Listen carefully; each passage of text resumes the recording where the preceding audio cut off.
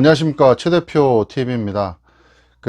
이제 여러 가지 이제 영상에 댓글이나 아니면 뭐 이메일이나 이렇게 질문을 주시는 분들이 많이 있으신데, 제가 이렇게 질문을 받아보면, 그리고 또 현장에서 상담을 하다 보면, 아주 이제 기본적인 우리 기준선이라는 거를 좀 아셨으면 좋겠다는 생각에 제가 노무의 기준선 세 가지에 대해서 좀 정리를 해드릴까 합니다.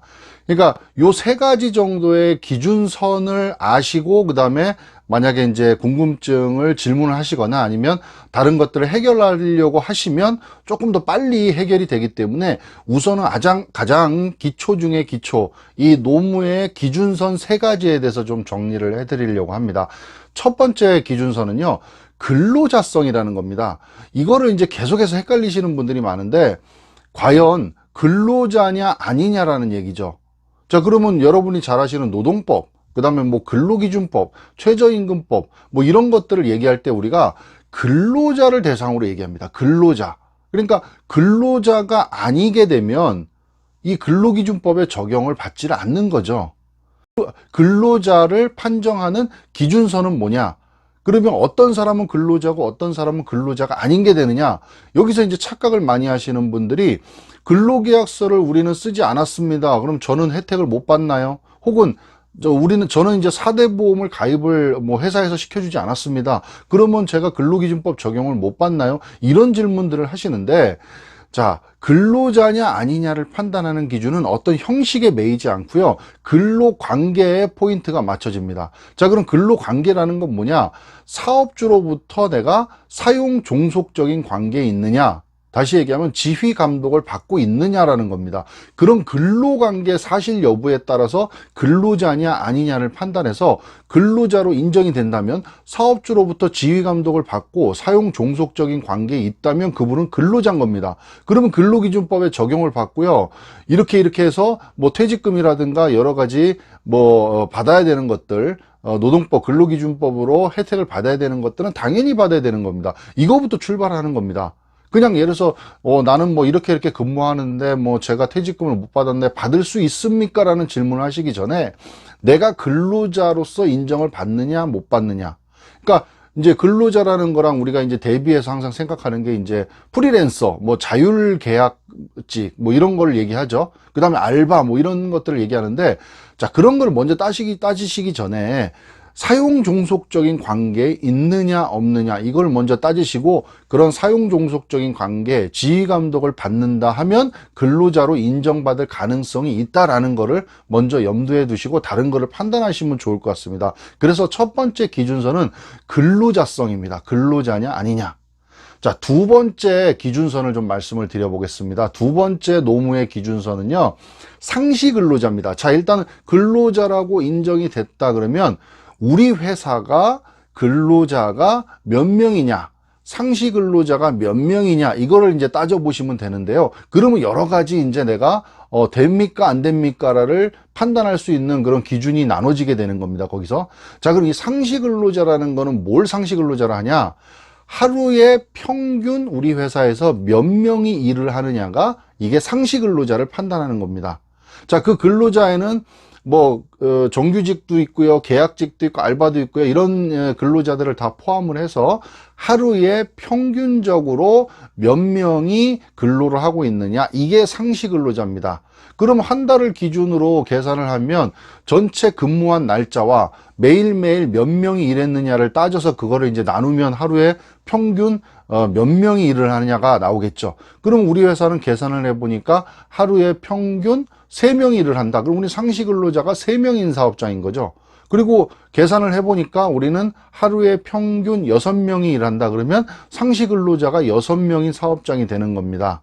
자, 그렇게 해서 상시 근로자를 계산을 했으면, 그러면은 내가 이제 근로자로서 내가 어떤 거를 근로기준법에서 적용을 받을 수 있느냐? 그러면은 5인이라는 기준이 굉장히 이제 많은 걸 가른다고 했습니다.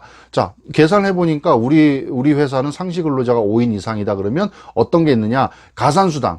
그러니까 연장, 야간, 휴일 근무를 했을 때 50%를 더 가산해서 수당을 받는 거죠. 내가 원래 받아야 되는 거에 50%를 가산을 한다. 그리고 5인 이상 사업장일 때 연차 휴가를 내가 갈 수 있다. 안타깝지만 5인 미만 사업장에 근무를 하신다면 연차 휴가는 없는 거라고 이렇게 인지를 하시면 될 것 같아요. 그 다음에 산업안전보건교육을 받아야 됩니다. 그러니까 이 이제 산업안전보건교육은 산업안전보건과 관련되어 있는 업종에만 해당이 됩니다. 그래서 5인 이상 사업장이라면 회사는 산업안전보건교육을 직원들에게 해야 된다는 거.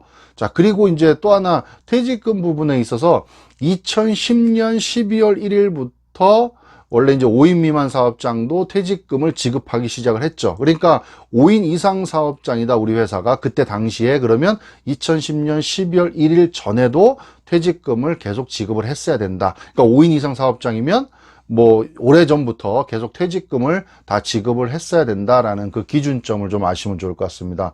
자, 세 번째 노무의 기준서는요, 주 15시간이라는 겁니다. 자, 내 근무 시간이, 아까 상시 근로자라는 걸 얘기했을 때는 나와 관계없죠. 어떻게 보면 회사에 따라서 5인 이상이냐 아니냐, 뭐 몇 명이냐 상시 근로자가 결정이 되는 거고요. 그 다음에 이 주 15시간이라는 거는 개인별로 결정이 되는 거죠. 내가 근로 시간이 몇 시간이냐 이거죠. 그래서 이 15시간이라고 하면 4주를 평균해서 일주일에 15시간, 그러니까 4주를 얘기하면 60시간이 되겠죠. 자, 일주일에 15시간 이상 만약에 근무를 한다 그러면 주휴수당이라는 거 많이 들어보셨죠? 주휴수당을 근로자한테 지급을 해야 된다.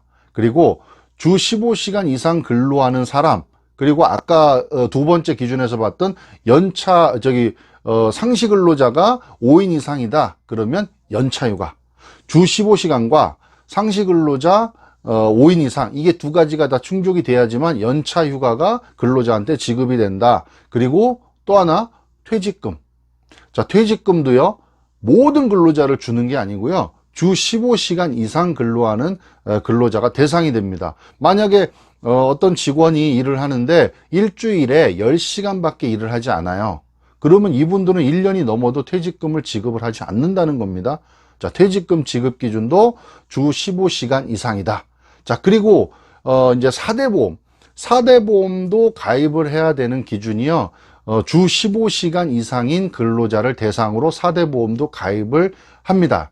아, 근데 여기서 이제 4대보험은 네 가지죠. 예, 국민연금하고 건강보험은 일주일에 15시간 이상인 근로자를 4대보험에 가입을 해주고요. 두 가지는 가입을 해주고요. 그 다음에 산재보험은 관계없이 무조건 가입합니다. 예. 일주일에 15시간을 넘기든 안 넘기든 상관없이 산재보험은 무조건 하루라도 근무를 하면 무조건 가입을 해줘야 되는 대상이 되는 거고요.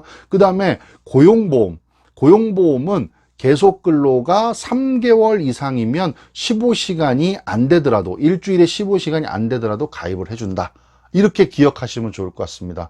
제가 오늘 이렇게 세 가지를 나눠서 설명을 드린 거는 이거 아주 기초 중에 기초고, 참 노동법이 이제 이렇게 좀 쉽게 뭐 누구나 또 다 알 수 있게 그렇게 돼 있으면 좋겠지만, 이게 이제 만들어지고 계속해 조금씩 변경이 되고 이렇게 수정이 되고 하다 보니까 이제 또 받아들이시는 입장에서는 조금 복잡하게 느끼실 수도 있습니다. 근데 제가 지금 말씀드린 그 노무 기준선 세 가지만 명확히 인지를 하신다면은 여러 가지 여러분들이 뭐 질문을 하실 때라든가, 그 다음에 나는 과연 이게 해당이 되는가 안 되는가, 우리 회사는 과연 이거를 직원들한테 지급을 해야 되는가, 우리는 지급을 하지 않아도 되는가라는 그 법 기준을 나눌 때 아주 유용하게 적용이 되실 수 있으니까 반드시 좀 지키면 좋을 것 같습니다. 간단하게 제가 다시 한번 말씀드리면, 기준선 세 가지, 첫 번째는 근로자성은 지휘감독 사용 종속적인 관계에 있느냐를 명심하셔라. 그 다음에 두 번째 기준서는요,